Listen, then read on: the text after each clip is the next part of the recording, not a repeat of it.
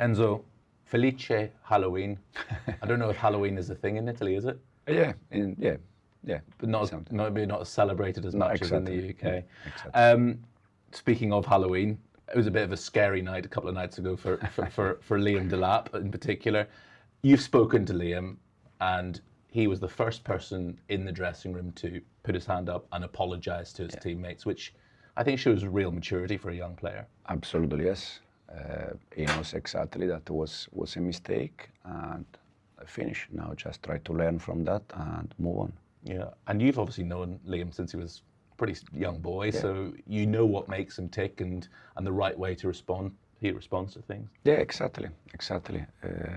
That's why I'm sure that in the future he will be an important player for this club and an important player for us this season.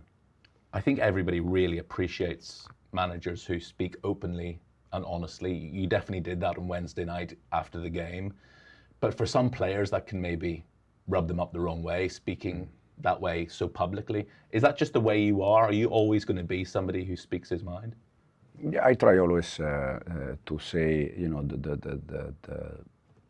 the right things. For sure, I spoke with Liam, but for me, it's just it's finished there. Now we move on, and as I said, no doubt that Liam is going to learn from that, and is going to help the team this season. Is there a discipline problem at the moment with the number of red cards? Yeah, I said also that some of the red card was difficult to avoid. Yeah. But some of them we could avoid. So we need to learn, and we need to improve that. And how do you improve that? What is the key to improving that? I think you have to experience. You have to live some moments to get better. And for sure now, after this situation, I hope that in the future we can avoid the amount of red card that we concede until today. When you say you have to maybe experience it, is that just a sign of how young this squad is, and it's the impetuousness of youth? They just need to experience senior football. Yeah, it's part of the process. It's part of the learning process. I think it's something that, as I said, we all need to do something to understand how we can do better next time. And it's also for the players exactly the same. Speaking of youth, speaking of young players, a player that Chelsea fans are very excited about is Estêvão. He's only 18, he's still a kid. So what is that balancing act like for a manager in terms of not throwing him in at the deep end too soon? Yeah, especially when he comes from Brazil, South America. So they need to adapt slowly. He's doing fantastic. He's working well. When we give him the chance, he's doing well. And this is something that he has to just to continue to play football, enjoy. And again, it's another talent from this club that the fans, they will enjoy for many years. You know what fans are like when they see a player who is so exciting and can change games. They want to see him start every week. Is he ready to be started in huge games like against Tottenham? Yeah, he's ready. He played the other day. I think since he arrived, he played almost every game. Some of them from the start, some of them from the bench. So he's very happy with this situation.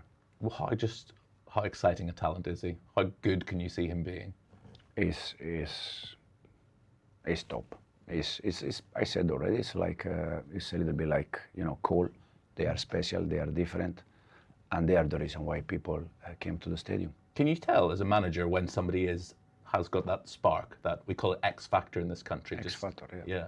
Yeah, you can see, but I think all of us, we can see, not only the manager. Tottenham-Chelsea is always a game which something happens in, always a crazy game. It was a crazy game last year and this season before when I know you weren't the Chelsea manager. But it is a rivalry which is always very fierce, isn't it? Yeah, it's a derby. It's a huge game. Last year we won both, and this season we're gonna try to do exactly the same. Prepare the game in the best way, knowing that it's a derby, and try to win the game. The game last year, 4-3, I think flattered Tottenham. I think Chelsea dominated the game much more than that, and Cole Palmer's Panenka penalty and all that. But it was a really complete performance from Chelsea last season, wasn't it? Yeah. I was also very happy the second game at home where we won just 1-0. Yeah. We were solid, but all the games they are different. The good thing is at the end if you can win. Do you believe in the concept of bogey teams, that there's always one team that a side come unstuck against? Because for Tottenham, Chelsea are always the bogey team. Chelsea's record for years has been incredible against Tottenham. No, I really believe that every game is different. Yeah. So I think tomorrow will be different game compared to the previous season. As a player, did you always enjoy the derbies, get up for the derbies more than any other, whether it was Juventus, Torino, or Sevilla, Betis? Yeah, Olympiacos, Yeah. Panathinaikos. That one's tasty. That is a huge one in Greece. That is very hot derby. Yeah, I was quite passionate as a player, and I like derby. Can you see it around the training ground this week as well? Are the players a little bit more? Oh, it's Tottenham this weekend. Yeah, you can. The player they always try to prepare the game more or less in the same way. Also here we have many players from abroad, but the English guy, they are trying to tell everyone how important is this kind of game. I know you were saying there you really enjoyed the 1-0 win at Stamford Bridge because it was controlled and disciplined. It was a bit more chaotic at Tottenham, obviously. As a manager, what's it like when a game is a bit more chaotic and you kind of feel as if you've lost control of the game a bit? We always, as a manager, we always try to be aware, what's happening in the pitch. So try to control, but sometimes it's also difficult to control everything. Personally, I prefer to win 1-0, 2-0 than 4-3. Yeah. But again, sometimes you have to play the game in a different way. Tottenham are a different side this year than the one you faced last season, and the style of football is very different. Thomas Frank has got them much more controlled, and set pieces are a big threat from Spurs, aren't they? Yeah, Thomas did a fantastic job at Bradford. He's doing exactly the same with the Spurs. So fantastic manager. As you said, a different team.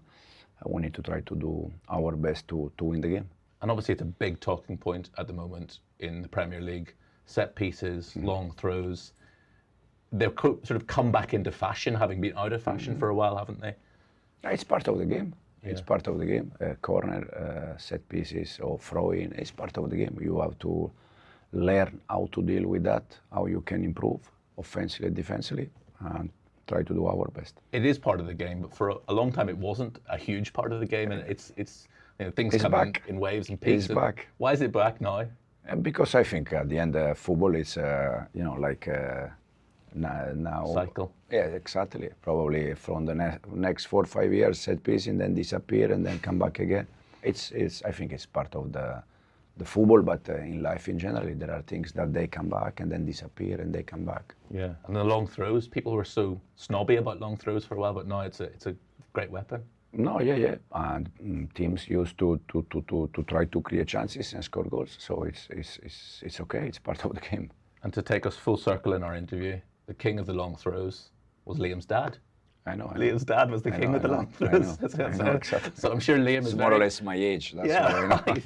So I'm sure Liam's happy to see the long throws back as well. I said we always try to learn and try to evolve as a manager. So why not? Probably one day we're gonna also start to do that. But in this moment, no. Fantastic. Thank you. Grazie.